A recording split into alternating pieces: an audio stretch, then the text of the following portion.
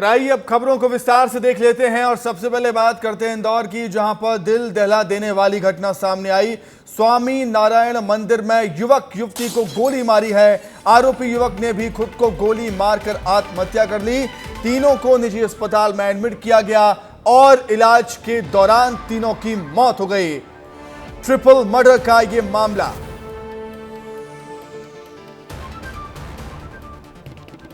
हालांकि युवक ने पहले युवक और युवती को गोली मारी, फिर खुद गोली मारकर आत्महत्या कर ली है। लव ट्रायंगल का यह मामला नजर आता है, एक तरफा प्यार का यह मामला नजर आता है। इसलिए हम कह रहे हैं कि जानलेवा इश्क। भंवरकुआ थाना इलाके का यह पूरा मामला, जहां पर एक युवक ने स्वामी नारायण मंदिर में युवक और युवती को गोली मारता है पहले वो, फिर खुद अपने आप को गोली मारकर आत्महत्या कर लेता है। तीनों की मौत हो गई है, तीनों की जान चली गई है इलाज के दौरान। तीनों को निजी अस्पताल में एडमिट किया गया था और इलाज के दौरान तीनों ने दम तोड़ दिया। भंवरकुआ थाना इलाके का यह पूरा मामला है, दिल को दहला देने वाला यह मामला।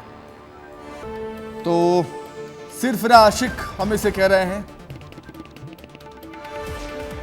अधिक जानकारी के लिए सीधे हम इंदौर का ही रुख कर लेते हैं। इंदौर से हमारे सहयोगी पुनीत विजयवर्गीय जुड़े हुए हैं। पुनीत, फिलहाल क्या कुछ अपडेट है, क्या कुछ जानकारी है, जरा विस्तार से बताएं हमें।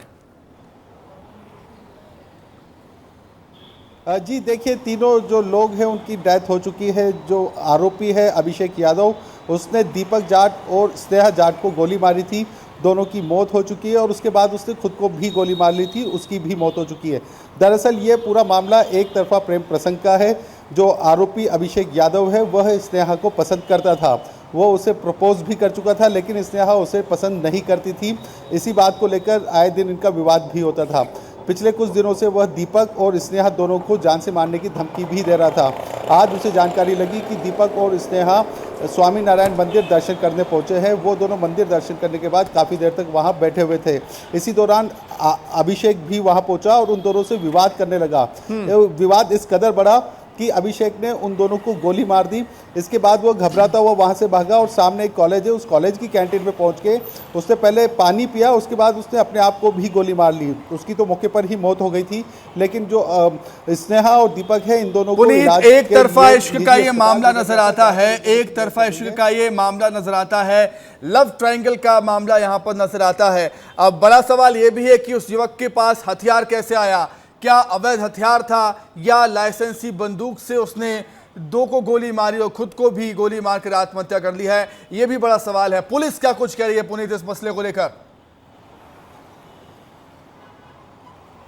जी देखिए, आचार संहिता लगी हुई है। ऐसे में जितने भी लाइसेंस्ड वेपन है वो सब वेपन को पुलिस ऑलरेडी थानों में जमा कर चुकी है। इस वजह से यह आशंका जताई जा रही है कि अभिषेक जो वेपन लेके आया, जो पिस्टल लेके आया, वो अवैध ही हो सकती है, क्योंकि लाइसेंसी होने का संभावना नहीं है। फिर भी वो पिस्टल पुलिस ने बरामद कर ली है, उसके बारे में भी जांच की जा रही है। इसके अलावा पुलिस ने यह भी बोला है कि जहां से भी ये पिस्टल लाई गई होगी उसका पता लगाया जाएगा। अभिषेक के तमाम जो फ़ोन कॉल्स है, उस फ़ोन रिकॉर्ड से उनको खंगाला जाएगा और यह प्रयास किया जाएगा जानने का कि किन अपराधियों से या उस तरह के व्यक्तियों से वो संपर्क में था जो उसे पिस्टल दे सकते हैं। तो ऐसे भी कई सारे लोगों को पुलिस राउंड अप करने की बात कर रही है और निश्चित तौर पर बहुत बड़ा ये सनसनीखेज वारदात इंदौर शहर में हुई है। देखिए, इस तरह की वारदात इंदौर शहर में सामान्यतः नहीं होती, लेकिन ऐसे ही अपराधों को ऐसे ही क्राइम को कम करने के लिए, कंट्रोल में करने के लिए यहाँ पर पुलिस कमिश्नर सिस्टम लागू हुआ था। राजधानी भोपाल में लागू हुआ था, इंदौर में लागू हुआ था, मध्य प्रदेश के बड़े शहरों में लागू हुआ था। लेकिन क्या उसका असर हम देख पा रहे हैं अभी?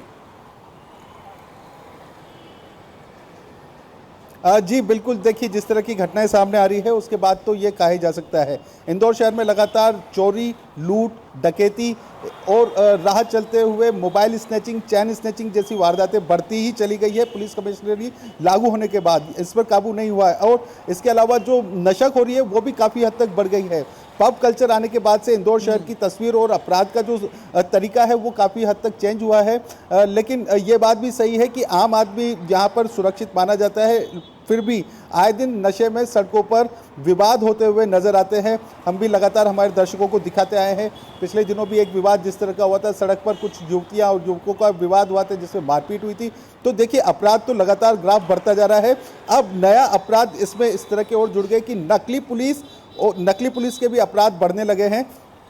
तो ईरानी गैंग जो होती है वो इस तरह के अपराध करने में माहिर होती है कि लोगों को पुलिस के नाम पे डरा धमकाकर उनके जेवरात उतरवा लेना। तो ये भी अपराध वापस इंदौर शहर में बढ़ने लगे हैं। तो निश्चित तौर पर कमिश्नरी लागू होने के बाद से अपराध कम होने के स्थान पर बढ़ते ही चले गए हैं। और जो वेपन से उनके नुमाइश तो पिछले कुछ समय से लगातार बढ़ती जा रही है। आपको याद होगा कि हमने भी कुछ ऐसे बदमाशों के बारे में खुलासा किया था जो वेपन हाथ में लेकर वेपन की नुमाइश करते हुए सोशल मीडिया पर अपने फोटो वीडियो अपलोड करते थे। ऐसे कई सारे अपराधियों को विस्तार न्यूज़ की खबर के बाद पुलिस ने गिरफ्तार भी किया था। तो देखिए, अब जो सब साफ हो पाएगा कि आखिर हथियार कैसे आया जिसने गोली चलाई है।